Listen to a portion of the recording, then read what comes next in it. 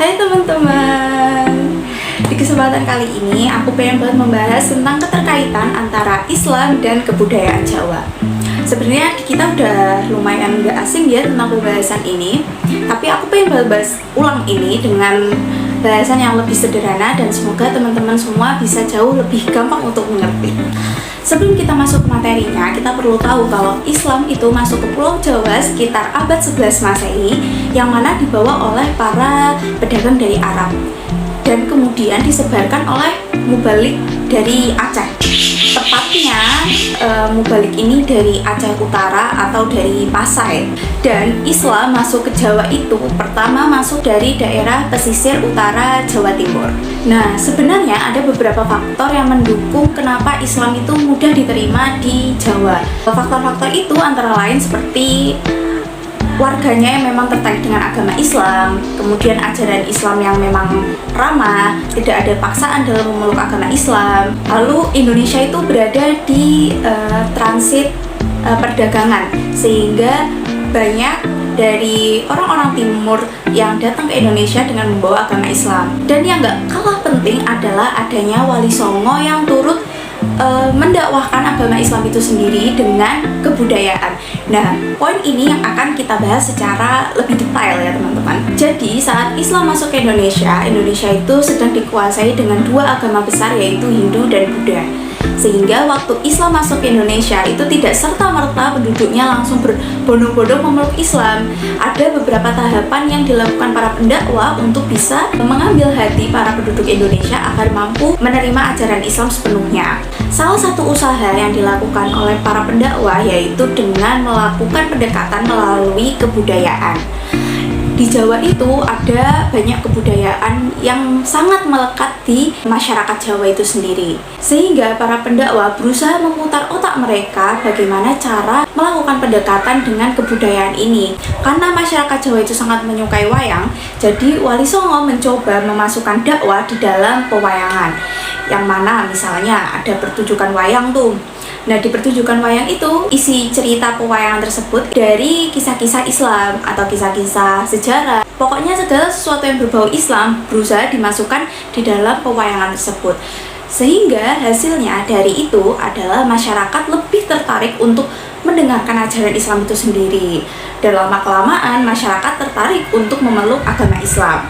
Di situ letak kesuksesan wayang Wali Songo. Adapun yang masih tersisa dari jejak para Wali Songo itu adalah seperti Grebek Maulud, Sekaten, seperti itu.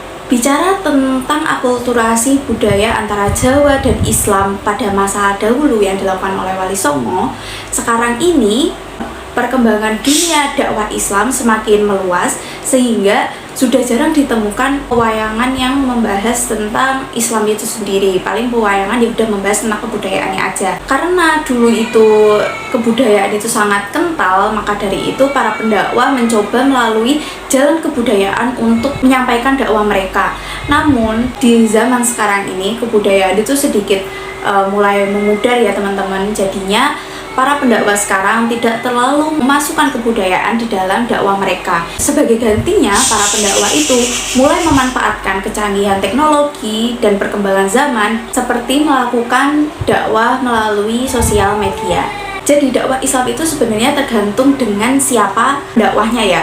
Semakin kreatif pendakwah, maka semakin baik ajaran Islam itu tersampaikan kepada masyarakat. Sebagai contoh aja, Wali Songo kemarin waktu mendakwakan Islam dengan begitu kreatifnya memasukkan Islam kepada kebudayaan Jawa, menghasilkan penduduk Jawa yang banyak tertarik kepada agama Islam, sehingga Islam berkembang pesat di Jawa bahkan di Indonesia. Nah, sekarang ini para pendakwah juga dituntut kreatif untuk menyampaikan dakwah-dakwah mereka, namun tidak lewat kebudayaan lagi, karena orang dulu dan orang sekarang beda, target dakwahnya jelas berbeda, sehingga dakwah sekarang lebih menggunakan sosial media tadi. Kalau kita bicara Islam, akulturasi budaya, dan zaman sekarang ini udah mulai tidak ramai lagi keterkaitan antara Islam dan kebudayaan. Kalau masih ada pun itu adalah hasil turun-temurun dari nenek moyang yang dulu ya, kayak yang sekaten, grebek maulud, itu kan turun-menurun dari yang dulu. Nah, kalau sekarang ini udah jarang ditemukan yang seperti itu.